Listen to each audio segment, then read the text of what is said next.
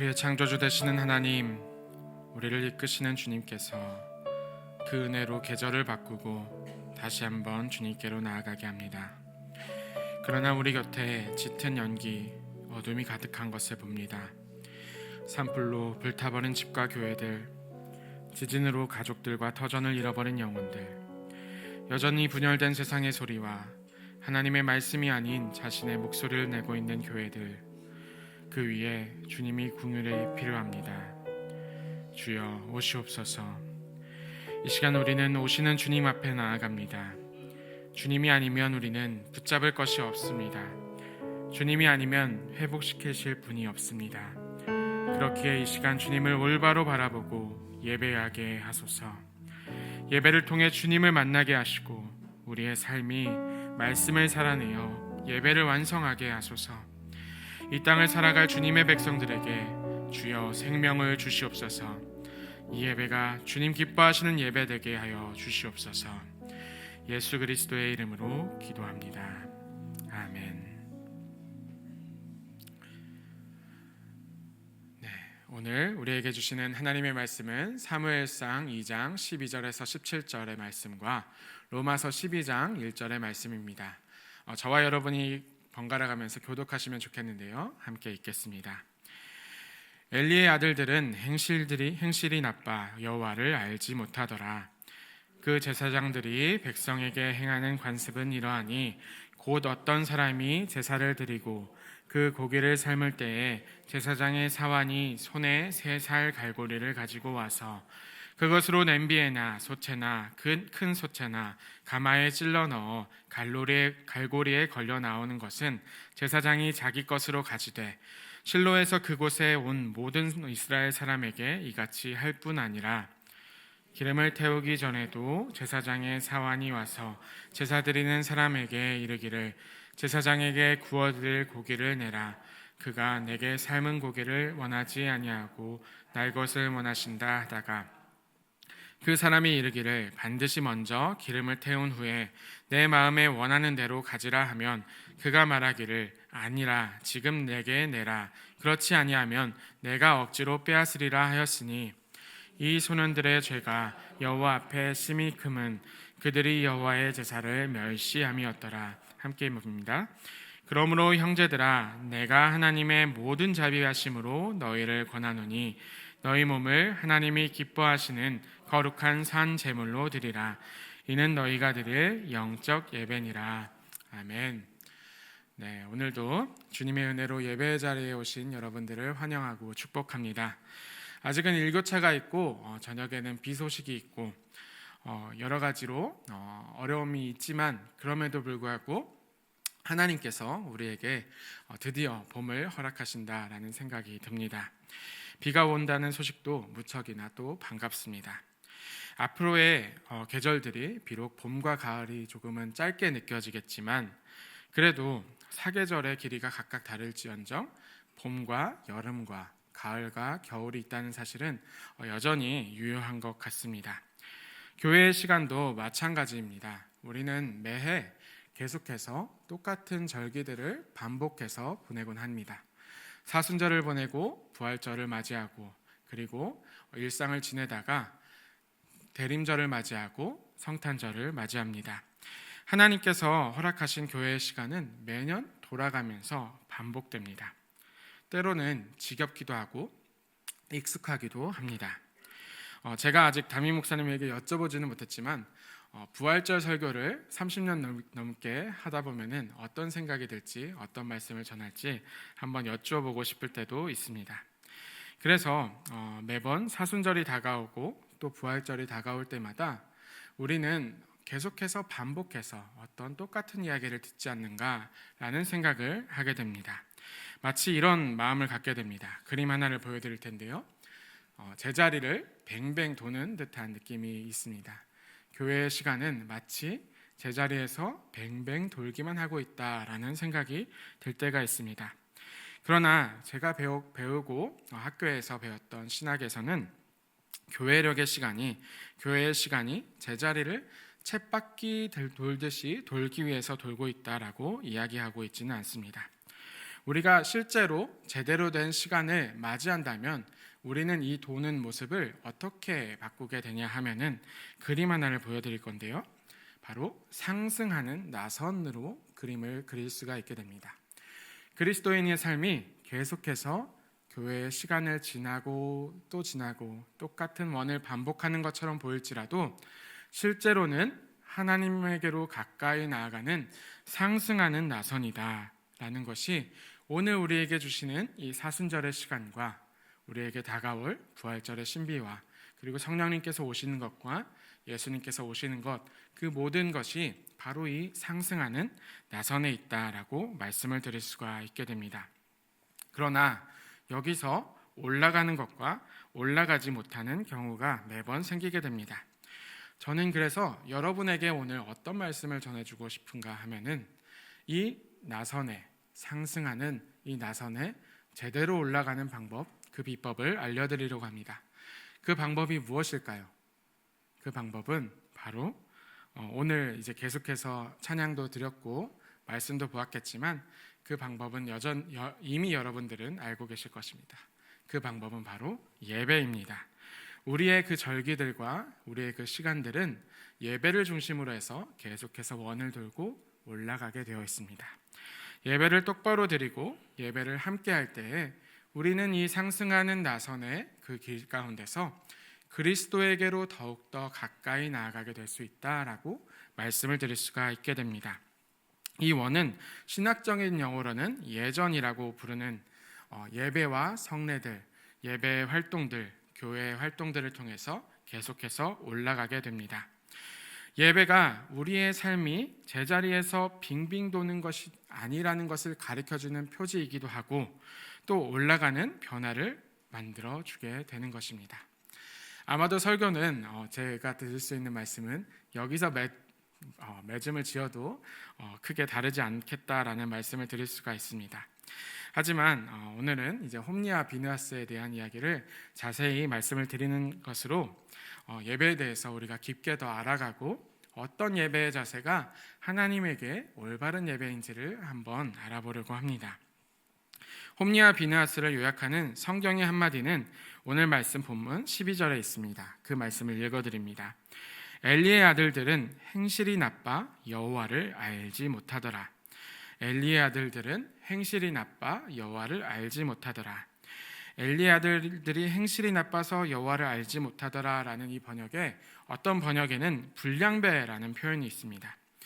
히브리어 원어로는 분의 엘리, 분의 벨리야알이라고 이렇게 읽는데 일종의 워드플레이, 그러니까 언어 유희와 같은데 엘리의 아들들이 쓸모가 없다라는 뜻입니다.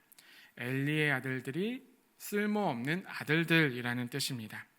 그래서 성경의 뉘앙스를 자세하게 이렇게 읽다 보면은 엘리의 아들들도 쓸모가 없는데 엘리라는 그 아버지도 아이들을 제대로 가르치지 못해서 쓸모없었다라는 이야기도 됩니다. 그들은 하나님에게로 드려진 제물들을 자기 이익으로 착취했던 사람들이고 그리고 회막문, 성전에서 수종드는 여인들과도 동침하는 도덕적으로 큰 잘못을 저질렀었던 사람들입니다.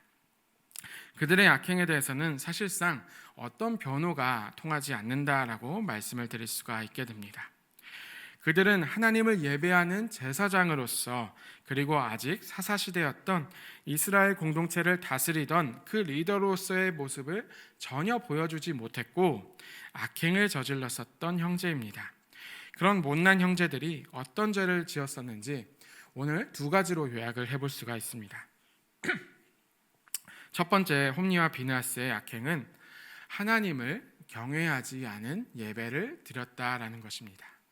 하나님을 경외하지 않은 예배. 홈리와 비느하스는 오늘날로 표현하면은 교회의 리더의 중직자의 아들들이라고 말씀을 드릴 수가 있습니다. 지난번에 이병호 목사님께서 설교를 해주실 때 그 목기라는 표현 혹시 기억하시는 분들이 있을 겁니다.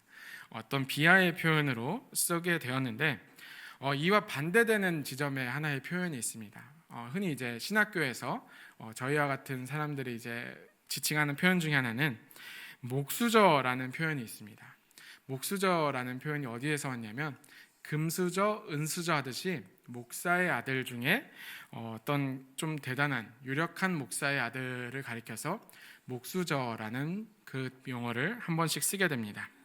실제로 많은 분들이 학력도 좋고 매너도 좋고 말하는 스피킹의 그 스피치의 기술도 좋고 여러 가지로 탁월한 모습들을 보게 됐는데, 하지만 목수저라고 말하는 분들이 사고를 한번 일으키면 정말 엄청 큰 사고들을 일으키는 것들을 많이 보게 되었습니다. 어릴 때부터 큰 기대와 그리고 만들어졌던 가면들이 자신의 자아를 계속해서 부풀러 오르게 하였고, 잘 짜여진 루트를 따라서 걸어왔지만 실제로는 하나님을 만나지 못해서 그 눈빛에는 복음이 가져다주는 생명이 없음을 보게 된 경우들이 참 많았습니다. 홈리와 비나스는 마치 이제 제가 표현했던 목수저와 같은 존재들이었습니다. 그들은 대제사장 엘리의 자녀로서 제사장이 되었고 자연스럽게 이스라엘 공동체의 리더가 되었습니다. 그러나 그들에 대한 평가는 최악이었습니다. 17절의 말씀입니다. 이 소년들의 죄가 여호와 앞에 심히 금은 그들이 여호와의 제사를 멸시함이었더라. 그들이 여호와의 제사를 멸시함이었더라. 그들은 사람들이 희생제물을 바치려고 고기를 삶을 때 세 손가락으로 된, 그러니까 일종의 큰 포크겠죠, 삼지창과 같은 것을 그 솥에다가 냄비에다가 푹 찔렀습니다. 그리고 나오는 것마다 자신의 그것으로 삼게 되었습니다. 저는 이 말씀이 너무나 이상해서 몇 번을 계속해서 읽어보았습니다. 보면 볼수록 깨름직하여서 질문을 던졌습니다. 여러분은 그 장면을 한번 상상해 보시면 좋겠습니다. 홈리와 비느하스가 그 종들을 시켜서 삼지창을 그 제사 드리는 그 고기의 솥에다가 계속해서 꽂게 되고 가져오고, 계속해서 꽂게 되고 가져오고 하는 이 장면들이 계속해서 반복되게 됩니다. 어떤 것을 이렇게 얻고자 하는 그 마음들이 혹시 느껴지시나요? 저는 이 말씀을 거듭해서 들여다보면은 그들이 어떤 인간성 하나를 완전히 상실했구나라는 생각이 들게 됩니다. 그들은 마치 이해하기 어려운, 우리로서 이해하기 어려운 어떤 재미를 탐닉하고 있었다라는 생각이 듭니다. 왜냐하면 고기는 먹다 보면은 이미 배부르게 될 것이고, 고기는 먹다 보면은 이미 필요가 없게 될 것인데, 계속해서 그 삶은 고기를 착취하려고 하는 그 모습을 볼수록 그들이 어떤 인간성을 분명히 상실하고 있구나라는 생각이 듭니다. 다시 말해서 그들은 그들의 예배 가운데, 그들의 사역 가운데 정확한 그리고 하나님을 향한 그 마음이 없었고, 그 하나님으로부터 받았던 완전한 기쁨이 없었던, 기쁨이 상실된 모습을 보게 됩니다. 그들은 공허했고 깨진 도기처럼 탐욕의 소용돌이에 계속해서 빨려 들어가고 있었습니다. 그들이 빠져 있었던 것, 그들에게 구멍난 것이 무엇이었을까요? 바로 하나님이었습니다. 그들은 하나님을 바라보지도 의식하지도 두려워하지도 그리고 기뻐하지도 않았습니다. 그들은 하나님을 경외하지 않았던 사람들입니다. 하나님을 경외하지 않을 때 그들의 직업은 예배를 드리는 사람들이었지만, 그들의 예배는 단지 그들에게 어떤 목적을 이루기 위한 수단이 되고 말 뿐이었습니다. 아마 처음부터 그러지는 않았을 것입니다. 대제사장 엘리의 아들들이라는 그 아버지의 영향도 있었고 맡은 책임도 있었을 것입니다. 그러나 그들은 익숙해졌고 하나님을 잊었습니다. 오늘날 우리들이 드리는 예배도 마찬가지입니다.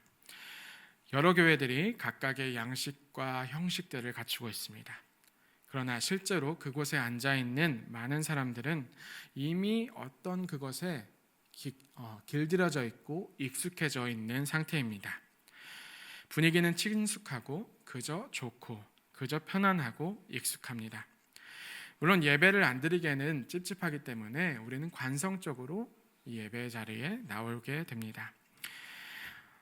여러분에게만 이야기하는 것이 아닙니다. 홈리와 비느하스가 가장 높은 위치에서 예배를 이뤘던 것처럼 이 목사만큼 그 예배에 취약한 사람들이 없습니다. 익숙하고 기능적으로 바라볼 수밖에 없는 저희들은 하나님에 대해서 계속해서 그 구멍을 내고 그것에 대해서 공허한 삶을 살게 될 때가 참 많습니다.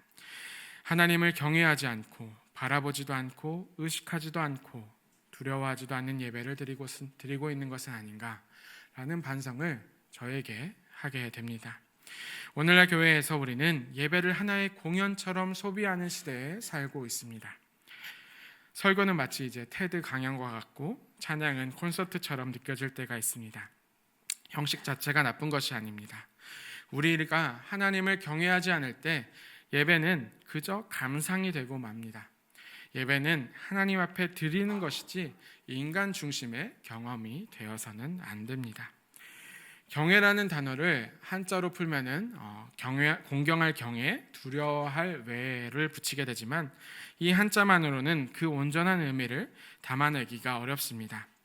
우리가 인간으로서 경외라는 단어를 표현할 때 쓰는 한 가지 단어를 동사를 추천하자면 영어에 wonder라는 표현이 있습니다. 어떤 것을 이렇게 다가올 때 그리고 새로운 것을 만날 때 wonder, 놀라게 되었다라는 표현을 하게 됩니다. 그러니까 미지의 것에 경의를 느끼게 되었다라는 표현을 하게 됩니다. 그래서 불가사의라는 그 단어를 영어로 번역하면 wonder라고 하게 되는데요. 감히 우리가 파악할 수 없는 것에 대해 순수한 경탄이 일어나는 순간을 우리는 경이롭다라고 말합니다. 경의는 비록 한자로는 뜻이 다르지만 한글로는 획 하나의 차이로 경의와 경외가 차이가 나게 됩니다.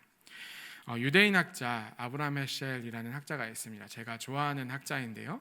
이 학자는 이렇게 말합니다. 경의를 느끼지 못하면서 대답을 알고 있는 이들에게 하나님으로 나아가는 길은 닫혀 있다라고 이야기를 합니다. 경의를 느끼지 못하면서 대답을 알고 있는 이들, 그러니까 하나님에 대해서 안다고 생각하면서 하나님에 대해서 궁금해하지 않고 놀라워하지 않는 이들에게 하나님으로 나아가는 길은 닫혀 있다라고 이야기합니다. 꽃이 지고 나서야 봄이 온 것을 알았다고 저는 설교를 준비하며 이 대목에서 한 분이 떠올랐습니다. 혹시 여러분들 같은 생각이 나실 수도 있겠다 싶은데요. 누군가가 떠올랐는데 그분이 누군가 하면은 이상홍 목사님입니다. 이상홍 목사님이 이제 올라오셔서 계속해서 했었던 것이 있습니다. 서로에게 우와 하면서 감탄하고 경탄했던 순간들이 기억이 나실 겁니다. 그게 이제서야 이제 깨달아지는 것이 있는데 그 감탄이 우아라고 외쳤던 이것이 경의의 감각을 깨우는 것이었다라는 것을 알게 됩니다.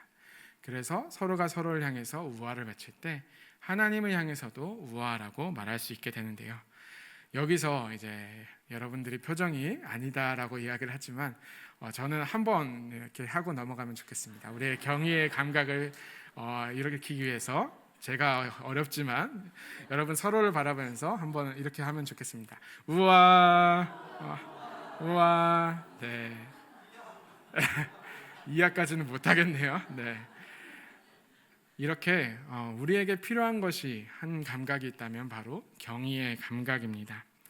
경이로운 자연이 있고 우리가 알 수 없는 과학이나 공학적인 도달할 수 없는 목표가 있습니다. 그러나 우리에게 허락된 가장 큰 경의가 무엇일까요?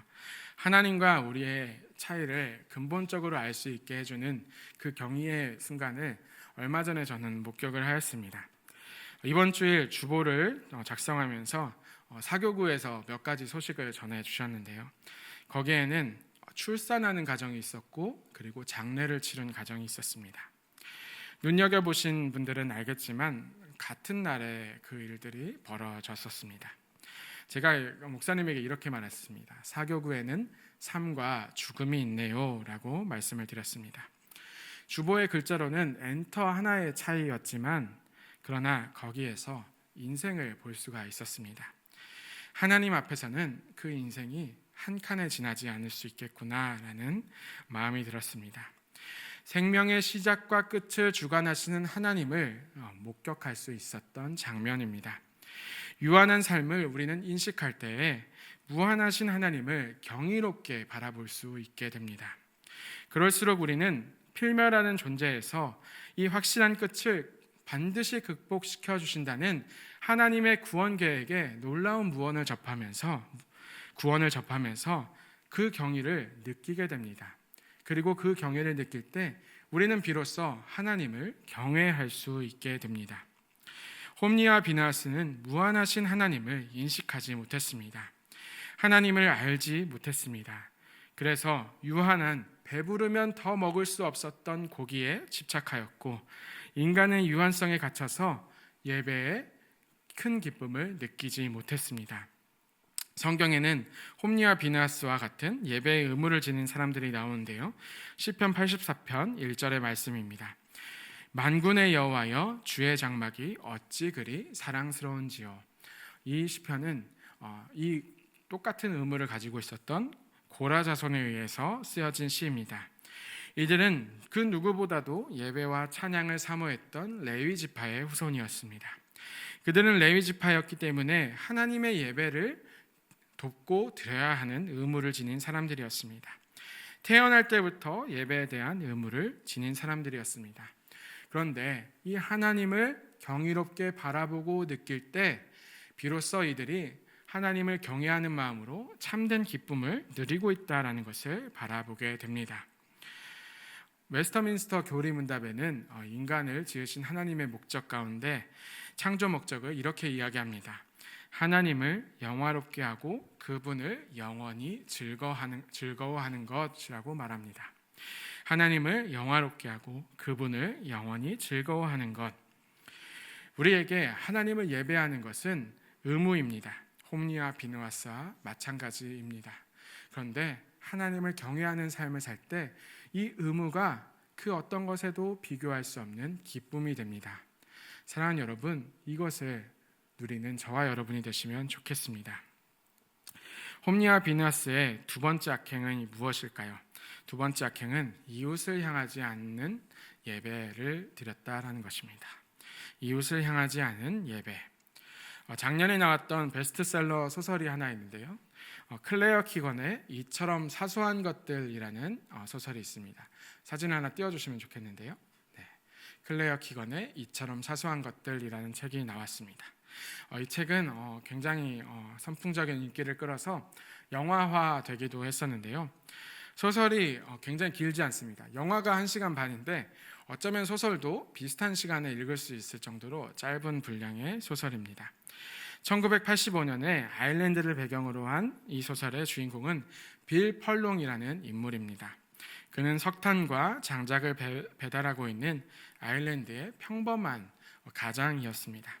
그는 5딸을 기르고 있었고 딸들이 자신의 몫을 다할 수 있도록 지역의 가장 좋은 카톨릭 수녀원에서 운영하는 학교에 보내고 싶었던 보통의 아버지였습니다. 교회를 가는 것은 빼먹지 않았던 사람이지만 딱히 종교적인 사람은 아니었습니다. 크리스마스를 준비하며 겨울을 보내던 때에 주문받은 석탄을 한 수녀원에 납품했었는데 그곳에서 고통당하고 있었던 젊은 여성들을 목격하게 됩니다. 그는 다시 일상으로 돌아왔지만 뭔가 불편함을 느끼기 시작했습니다. 실은 그도 미혼모 가정에서 태어났지만 한 착한 기부인의 손에서 은혜를 입으며 자랐기 때문입니다. 그래서 어떤 그 사람들이 여인들이 고생하고 있고 어려움을 겪는 모습을 보면서 마냥 지나칠 수가 없게 됩니다. 그가 그러한 고민들을 불편함을 느끼고 사람들에게 털어놓자 주변의 사람들은 이야기합니다. 조금 불편하면 뭐 어때? 그것을 그냥 지나치고 나면은 모두가 편해질 거야 라고 이야기합니다. 심지어 자신의 아내도 똑같은 이야기를 합니다. 그래서 주인공 빌 펄롱은 어떤 결정을 내렸을까요? 이 책을 읽겠다는 분들이 주변에 많아서 이제 더 이야기하면 스포일러가 되기 때문에 이야기는 하지 않으려고 합니다. 다만 성탄절을 앞둔 이 빌 펄롱의 그 결정이 무엇이었냐 하면은 진심으로 진짜로 참된 예배를 향했다 정도를 말씀드릴 수가 있게 됩니다. 그런데 안타까운 것은 이 소설은 실화를 바탕으로 했던 이야기입니다. 1922년부터 1996년까지 무려 74년 동안 아일랜드의 카톨릭 수녀회가 운영했었던 사회시설이 있었습니다. 막달레나 세탁소라는 곳이 있는데 이곳에서 일하는 사람들은 모두 젊은 여성들이었고 대부분 매춘부나 미혼모들을 이곳에다가 잡아서 모아 넣었습니다. 몇몇은 성폭행 피해자였고 부모를 잃은 소녀들이었습니다. 세탁소는 이들을 보호한다는 목적으로 수용했었는데 실제로는 강제로 노동에 시달리게 하였습니다. 무휴일, 무보수로 일을 시켰고 미혼모의 자녀들을 돈을 받고 해외로 입양시켰던 정말 큰 악행도 저질렀습니다. 그리고 외출은 금지였고 탈출하더라도 다시 잡아와서 혹독한 처벌을 내렸다라는 것이 밝혀졌습니다. 수많은 여성들이 인권을 유린당한 채 죽어갔던 곳입니다. 이처럼 사소한 것들이라는 책은 이렇게 잔인하고 악랄한 사건을 편안하고 그리고 부드럽게 고발하는 소설의 내용입니다.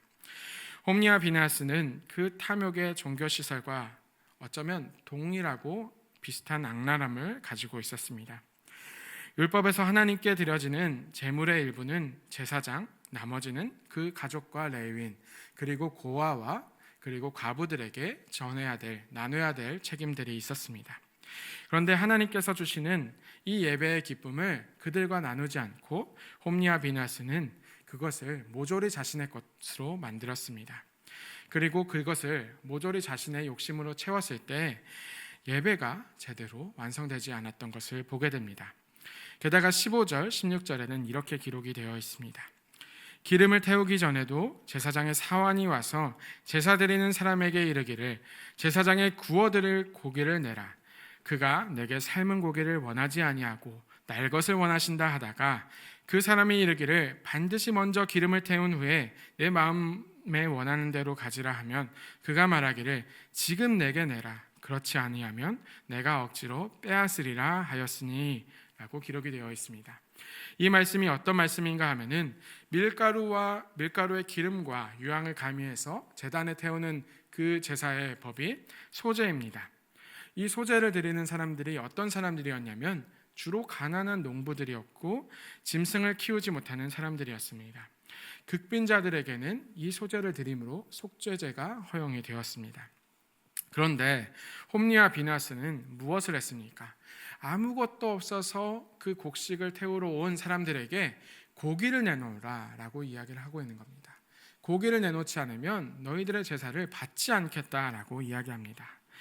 그러니까 이들은 그들의 상황이나 그 가난하고 고난받는 그 과부와 사람들의 그 어려운 사람들의 삶을 살피지 아니하고 자신들의 목을 챙기려 했었던 그러한 사람들이었다라고 이야기합니다. 그리고 22절에는 또 다른 악행이 기록이 되어 있습니다. 그의 아들들이 온 이스라엘에게 행한 모든 일과 회막문에서 수종드는 여인들과 동침하였음을 듣고, 그러니까 그의 아들들은 악행들을 여러 가지 지었는데 성전에서 수종드는 여인들과도 동침하였다라는 아주 큰 부도덕한 짓을 저질렀다라는 것입니다. 저는 이러한 홈리와 비나스의 잘못, 그리고 아까 보여드렸던 막달레나 세탁소의 그 수녀원의 잘못이 아주 멀리 있다라고 이야기하고 싶지는 않습니다. 예배가 하나님을 올바르게 향하지 않을 때 하나님께서 주시는 그 사랑을 많은 사람들이 중간에서 그냥 가로채고 말 때 똑같은 잘못을 저지르는 것입니다. 이웃을 향하지 않을 때 예배는 공허한 메아리에 그치게 되고 이 땅에 머물기만 하게 됩니다. 저에게 많은 가르침을 주었던 예배학자가 있습니다. 돈 셀리어스라는 분이 있는데 에모리 신학교에서 예배학을 가르치는 세계적인 석학 중에 하나입니다. 이분은 이렇게 이야기하였습니다. 많은 그리스도 교인이 실제로는 예배와 공동체적 삶이 온 세상에 희망을 제시할 수 있으리라고 생각하지 않습니다. 그러다 보니 우리가 이야기하는 평화는 실제로는 참된 평화라기보다는 사회와 분리된 채 교회 안에서 안정을 추구하는 것이 되어버렸습니다. 셀리어스는 진단합니다. 오늘날 많은 그리스도인들이 예배를 드리지만 그 예배가 자신들의 땅에만 머물러서 천국을 맛보지 못하기 때문에 생명력을 잃어가고 있다라고 이야기합니다. 저는 이 말이 맞다라고 생각을 합니다. 많은 교회들이 단지 우리를 위해 예배를 드리고 우리를 향해 예배를 드리고 예배가 세상과 이웃을 향해 있지 않고 나의 것을 취하고 우리가 받은 예배 은혜를 잊은 채 고아와 과부들, 억압받는 이들을 빼먹고 드리는 홈리아 비느하스의 지경에 이른다면 참된 예배는 드려질 수 없다라는 것입니다. 사랑하는 여러분, 참된 예배는 예배를 드리고 좋다라고 만족하는 것에 끝나는 것이 아니라 삶을 향해서 거룩한 부담으로 책임으로 나아가야 합니다. 이제 말씀을 종합해 보려고 합니다. 이 혼란스러운 세상과 문화 가운데서 하나님께서 주신 것들이 있습니다. 첫 번째는 그리스도를 통해서 주신 구원이라는 것이 있고, 그리고 두 번째로는 우리의 삶의 표지를 가리키는 성경의 말씀들이 있습니다. 마지막으로 세 번째는 예배가 있습니다. 이것이 본질입니다. 그리스도교의, 기독교의 본질이고 핵심 가치들입니다. 그냥 보기에도 이 오늘날의 세상은 거침이 없고 그리고 변화가 계속해서 이루어집니다. 어제와 오늘이 다르고 내일이 얼마나 변할지는 예상하기가 어렵습니다. 그것을 두려워하며 많은 신앙인들은 당대의 문화에 맞춰가려고 했고 본질을 소홀히 했습니다. 타협하고 축소시켰습니다. 홈리아 비느하스처럼 그것을 이용해서 자신의 몫을 챙기기도 하였습니다. 그러나 본질을 회복하지 않으면 참된 안식과 평화는 없습니다. 우리는 하나님을 경외함으로 사랑하고 하나님께서 주신 사랑을 이웃에게 흘려보내야 합니다. 이를 위해 그리스도인의 핵심 본질의 가치인 예배를 바로 세워야 할 필요가 있습니다. 세상이 혼탁하고 질서가 무너지고 앞이 보이지 않을수록 우리가 더 붙잡아야 할 것이 무엇이라고요? 바로 예배입니다. 예배가 우리를 살리고 우리를 이끌어 줍니다. 이번 주 월요일에 제 딸이 첫 번째 딸이 이제 생일이었습니다. 생일 선물 뭐 갖고 싶냐고 계속해서 물어봤습니다. 근데 이제 저희 이제 첫째는 곧 나올 둘째에 대한 관심만 있어서 자기 선물을 사주겠다라고 어딜 가도 계속 이제 둘째 선물을 본인이 고르고 있었습니다. 그래서 결국엔 선물을 못 사주다가 주일쯤에, 그러니까 이번 주일에 자기 엄마한테 이제 드디어 이야기를 했습니다. 주방놀이가 갖고 싶다라는 이야기를 했습니다. 그래서 이제 주방놀이를 사줘야겠다라는 생각이 들어서 이것저것 알아봤는데 이제 쿠팡으로 시키면 그 다음날 오겠지만 성에 차지 않더라고요. 그래도 좋은 것을 만들어주고 싶고 나무로 된 걸 만들어주고 싶고 하는 그런 마음이 생겼습니다. 알아보니까 바로 구할 수 있는 것은 이제 고향에 가야 이제 구할 수가 있겠다 싶었습니다. 그래서 아이를 이제 등원을 시키고 아침에 차를 몰고 1시간 거리에 가서 고향에서 그것을 사왔습니다. 그리고 다시 돌아와서 이제 그냥 사오면 그게 완제품이 아니니까 2시간을 이제 뚝딱거려서 만들었습니다. 그래서 열심히 만들어서 오전부터 오후 2시에 이르기까지 하루 종일 이제 그 선물을 위해서 만들고 준비를 했었습니다. 근데 이제 그것을 이렇게 준비하면서 이런 마음이 들더라고요. 예배를 준비하고 예배를 향한 마음이 정말 좋은 것을 아이에게 주고자 하는 그 마음이면 참 좋겠다라는 마음이 들었습니다. 이 예배를 준비하는 마음이 바로 이런 마음이면은 하나님께서도 얼마나 기뻐하실까, 하나님께서도 얼마나 좋아하실까라는 생각이 들었습니다. 사랑하는 여러분, 맨 처음 보여드렸었던 상승하는 나선의 곡선이 있습니다. 우리가 진정으로 참된 예배를 기쁘게 드릴 때 주님의 영이 우리를 올려주실 것입니다. 사순절의 시간, 저는 여러분에게 권면하고 싶습니다. 우리가 무엇을 덜어내고 무엇을 할지에 대한 고민을 하기보다 단 한 번이라도 정성을 다해서 예배를 드리고 그 예배를 통해서 예배를 살아내고 완성시키게 해달라고 함께 생각하시고 기도하시면 좋겠습니다. 홈리아 비느하스처럼 하나님께 드려지는 영광을 가리지 않고 하나님을 마땅히 경외하고 하나님 주신 사랑을 우리의 가난하고 소외된 이들에게 전할 수 있는 그 책임을 다할 수 있는 정성을 다해 드리는 예배를 살아내게 해달라고 하나님께 기도하고 바라시는 저와 여러분이 되시면 좋겠습니다. 그러한 거룩한 산제물로 살아가는 예배자 되시기를, 그리고 그렇게 나아가는 저와 여러분, 우리 교회 되시기를 주님의 이름으로 축원합니다. 함께 우리 아무도 예배하지 않는 찬양하시고 함께 기도하도록 하겠습니다.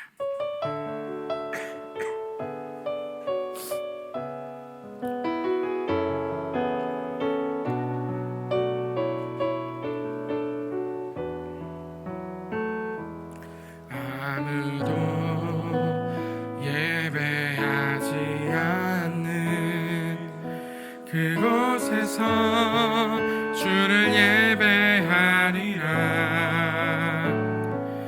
아무도 찬양하지 않는 그곳에서 나 주를 찬양하리라.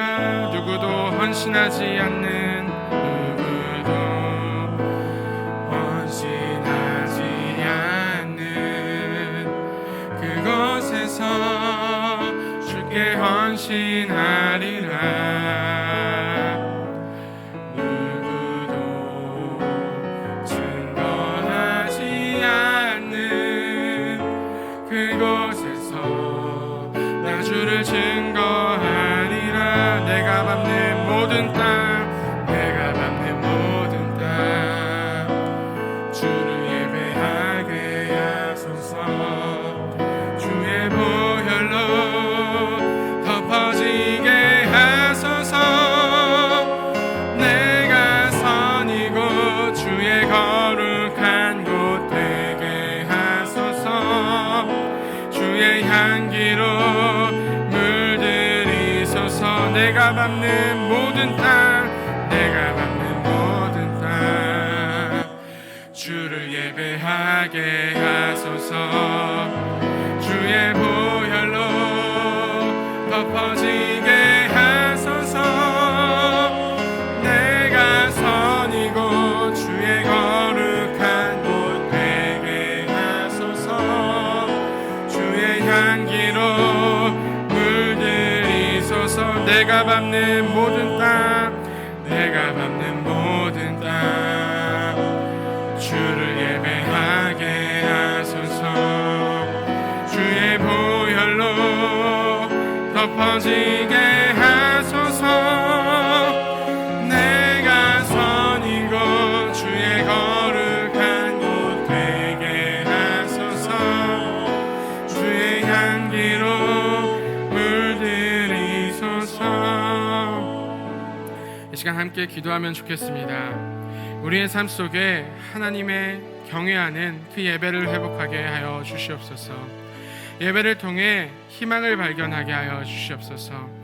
우리의 공동체가 하나님을 참되게 경외하게 하시고 이웃에게 사랑을 나눠 하나님께서 기뻐하시는 거룩한 산제물의 예배 드리게 하소서.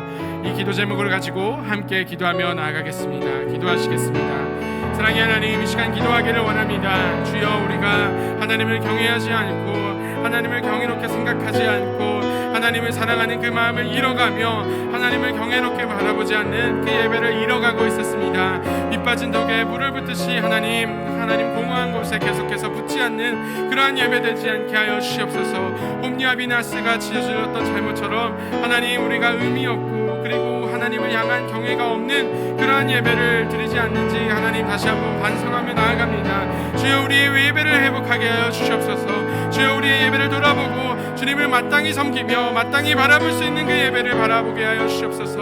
그러한 예배 드릴 수 있는 저희가 되게 하여 주시옵소서. 그러한 예배 드리는 공동체 되게 하여 주시옵소서. 하나님을 향한 경외를 회복하고 그 기쁨을 마땅히 누릴 때 그 기쁨을 단지 우리의 것으로 삼지 않고 이웃을 향해 드리는, 이웃을 향해 나눠줄 수 있는 그러한 예배 되게 하여 주시옵소서. 우리의 도덕적인 가치를 바로 세울 수 있는 하나님 그러한 예배자가 되게 하여 주시고, 하나님 이웃들을 섬기며 사랑하고 이웃들을 향한 몫을 나눠줄 수 있는 하나님, 우리의 거룩한 몫을 책임을 다할 수 있는 그러한 예배자로 세워주시옵소서. 한 명 한 명 그렇게 세워주시고 그렇게 세워나가는 하나님 주의 교회 되게 하여 주시옵소서. 주의 예배 공동체 되게 하여 주시옵소서. 하나님, 오늘 홈리와 비누아스의 이야기를 통해 우리의 예배를 돌아보게 하심에 감사드립니다. 우리가 때로는 익숙함과 형식 속에서 진정한 경외심을 잃고 예배의 본질을 놓치고 있었음을 고백합니다. 주님, 우리에게 경외의 마음을 허락하여 주셔서 유한한 우리를 향한 무한하신 하나님의 사랑을 깊이 깨닫게 하여 주시고 그 놀라운 은혜 앞에 경외로 나아가게 하여 주시옵소서. 우리의 예배가 단순한 의무나 관성이 아니라 하나님을 향한 생명력이 있는 시간이 되게 하여 주시옵소서. 그리하여 우리의 은혜가, 우리에게 주신 사랑이 우리에게만 머물러 있지 않게 하여 주시고 이웃을 향해서 올바르게 흘러가게 하여 주시옵소서. 예배를 통해 받은 복을 나누고 특별히 고아, 과부, 소외된 이들을 돌아보는 참된 예배자 되게 하여 주시옵소서. 이 사순절의 시간 우리의 영적 여정이 단순히 제자리를 맴돌지 않게 하여 주시고 날마다 주님께 더 나아가는 상승하는 나선이 되게 하여 주시옵소서. 우리의 삶 전체가 하나님께 드리는 영적 예배 되게 하여 주시옵소서. 이 땅 가운데 하나님의 나라 임하게 하여 주시옵소서. 예수 그리스도의 이름으로 기도드립니다.